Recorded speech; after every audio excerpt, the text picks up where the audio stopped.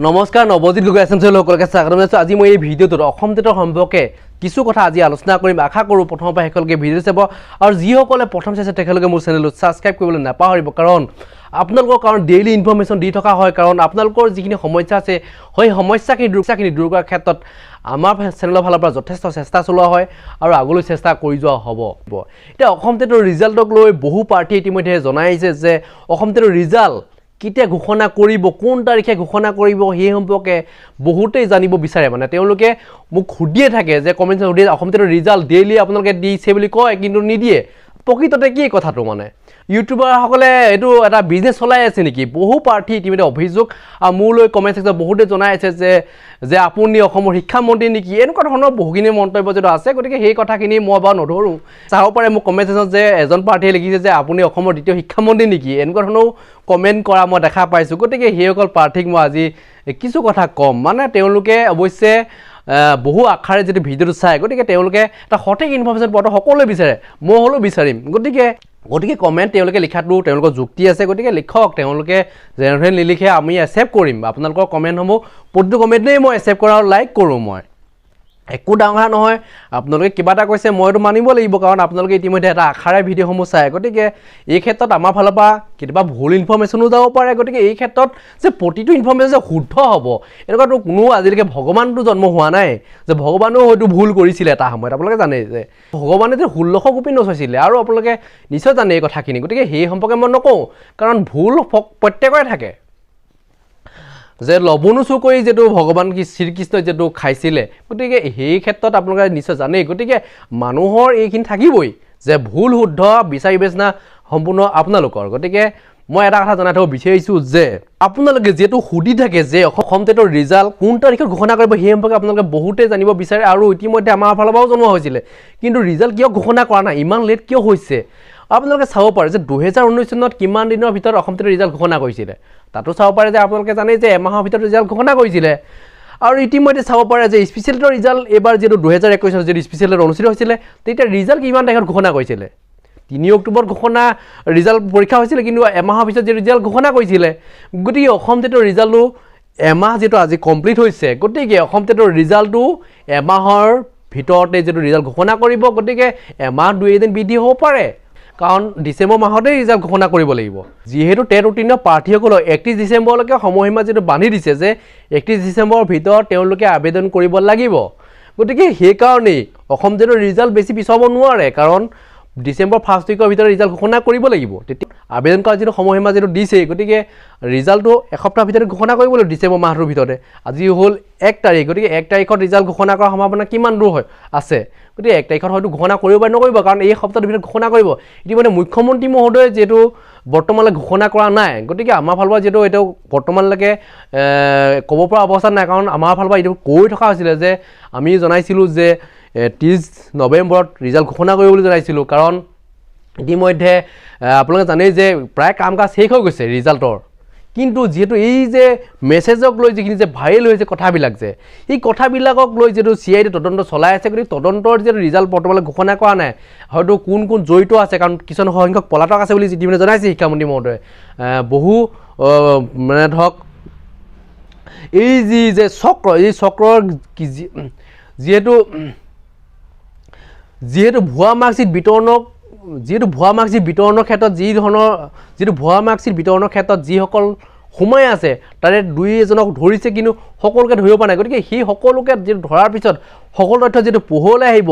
যে বিভিন্ন নাম্বাৰৰ পৰা যিসকল প্ৰাৰ্থীলৈ ইতিমধ্যে মেছেজ প্ৰেৰণ কৰিছে, গতিকে সেইসকলক ধৰাৰ পিছতেই যে হয়তো খবৰ আপোনালোক দিব পাৰে, কিমান তাৰিখৰ ৰিজাল্ট ঘোষণা কৰিব পাৰে সেই সম্পৰ্কে যিহেতু জনাব। অফিচিয়েল যিটো নটিচ পাব্লিছ হ'ব, গতিকে অতি সোনকালেই যিহেতু পাব্লিছ হ'ব অফিচিয়েল নটিচ। আপোনালোকে ধৈৰ্য ধৰক, কাৰণ শিক্ষামন্ত্ৰী মহোদয়ে যিটো ধৈৰ্য ধৰিবৰ কাৰণে সকলোকে অনুৰোধ জনাইছে। আৰু মই এইখিনি এটা কথা জনাই থ'ব বিচাৰিছোঁ যে যিসকল ইতিমধ্যে মেছেজ আহিছে সেইসকলৰ সকলোৱে পাছ কৰিব নেকি, সেই সম্পৰ্কে যিহেতু মোক যোৱাকালি কমেণ্ট ছেকশ্যনত সুধিছিলে, বহু প্ৰাৰ্থীয়ে সুধিছে যে আমালৈ মেছেজ আহিছে হয়, কিন্তু আমি পাছ কৰিম নে নকৰিম। আৰু যিসকল প্ৰাৰ্থীলৈ ইতিমধ্যে মেছেজ হৈছে তাৰে কিছুসংখ্যক প্ৰাৰ্থী হেনো ফেইল কৰাৰ সম্ভাৱনা আছে বুলি কৈছে। তেওঁলোকে নিজে জনাইছে যে মোৰ পৰীক্ষা ভাল হোৱা নাই, কিন্তু মোলৈ মেছেজ আহিছে। মই পাছ কৰিম নেকি এনেকুৱা ধৰণৰ কথাও যেটো আছে কিন্তু মই এটা কথা জনাই থব বিচাৰিছো যে মেছেজ আহিলে যে সকলোৱে পাছ কৰিব এটো নহয় আচলতে এটা যিসকল প্ৰাৰ্থীয়ে পৰীক্ষা ভাল কৰিছে মই হেতু জনাইছিলো যে যিসকল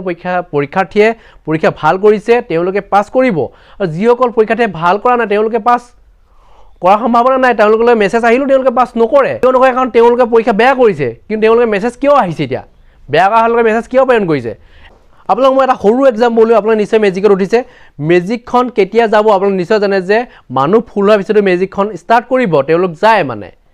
যেতিয়া মানুহ ফুল হৈ যায় তেতিয়াই যায় গতিকে তাৰ যোৱাৰ পিছত অলপ দূৰ যোৱাৰ পিছত তেওঁলোকে কি কৰে খালী গাড়ী বুলি চিঞৰি থাকে আপোনালোকে নিশ্চয় শুনা পায় যে খালী গাড়ী কিন্তু মানুহ ফুল হৈ যায় কিন্তু খালী গাড়ী বুলি চিঞৰে কিয় চিঞৰে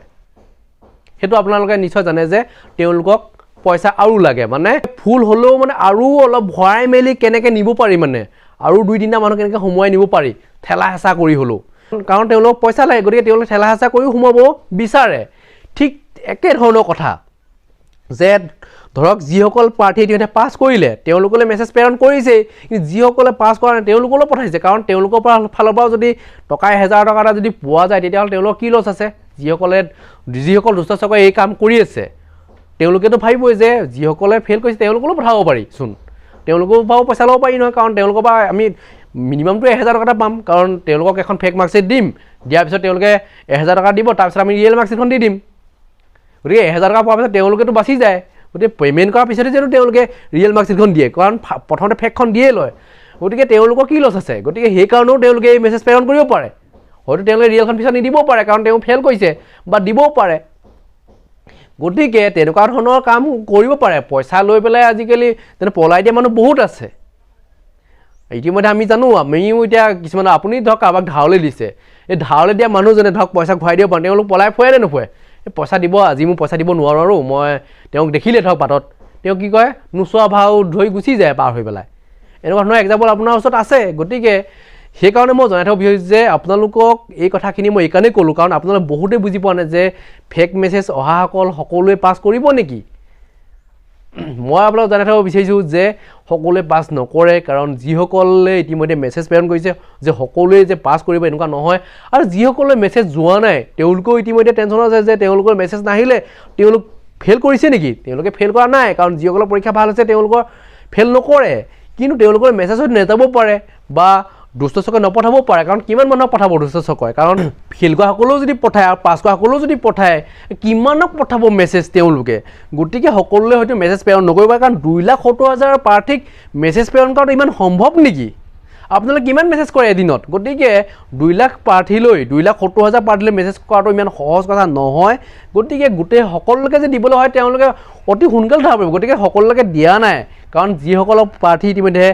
নাম্বাৰ পাইছে এপ্লিকেশ্যন নাম্বাৰ পাইছে এইবিলাক গতিকে এইসকল প্ৰাৰ্থীলৈ হয়তো পঠাব পাৰে গতিকে মই এইখিনি এটা কথা জনাই থব বিচাৰিছোঁ যে আপোনালৈ মেছেজ নাহিলেও আপুনি টেনশ্যন ভুগিব নালাগে আপোনালৈ মেছেজ আহিলেও আপুনি টেনশ্যন ভুগিব নালাগে যদিহে আপুনি পৰীক্ষা ভাল কৰিছে তেতিয়াহ'লে আপুনি 100% পাছ কৰিব মই এই কথাটো আগতেও জনাইছোঁ ইতিমধ্যে বহু প্ৰাৰ্থীয়ে মোক জনাইছে যে আপুনি কোৱা কথাখিনি প্ৰকৃততে ৰাইট নে ৰং আমি একো ধৰিব পৰা নাই কথাটো যে কি হ'ব আমাৰ ভৱিষ্যতটো যে আমি ফেইল কৰিম নে পাছেই কৰিম নে এনেকুৱা ধৰণৰ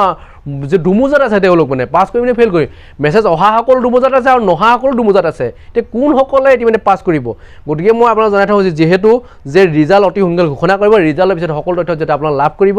গতিকে মই আৰু এইখিনি কথা আৰু বহলাই যিহেতু কৈ নকওঁ কাৰণ বহুখিনি ভিডিঅ' এতিয়া তিনিটাকৈ যিহেতু ভিডিঅ' প্ৰস্তুত কৰিবলগীয়া হ'ল আপোনালোকৰ কাৰণেই এই সন্দৰ্ভত এতিয়া বহুতে কৈছে যে একেটা বিষয় লৈ কিমান আৰু ভিডিঅ' নবনাই বুলি জনাইছিলে গতিকে মই আপোনালোকক জনাই থওঁ যে তেওঁলোকে এই কথাখিনি যদি সুধিয়ে থাকে গতিকে সুধি থাকিলেতো আমাৰ ফালৰ জনোৱা হ'বই কাৰণ আপোনালোকৰ কাৰণেই যদি এই চেনেলটো খুলিছোঁ গতিকে আৰু বেলেগৰ কাৰণেতো মই চেনেল খোলা নাই কাৰণ টেটৰ ভিডিঅ'সমূহ দিবৰ কাৰণেতো চেনেলটো খুলিছোঁ গতিকে আপোনালোকক মই ডেইলি খবৰ জনাই যাওঁ আপোনালোকৰ যিখিনি সমস্যা আছে এই সমস্যাখিনি দূৰ কৰাৰ ক্ষেত্ৰত আমাৰ চেনেলৰ ফালৰ পৰা যথেষ্ট চেষ্টা চলাম এইখিনি আছিল আজি এই ভিডিঅ'টোত আশা কৰিছোঁ ভিডিঅ'টো যদি চাই আপোনালোকে নিশ্চয় লাইক এটা কৰিব কমেণ্ট কৰিব আৰু ভিডিঅ'টো যেন পাৰে শ্বেয়াৰ কৰি দিব ধন্যবাদ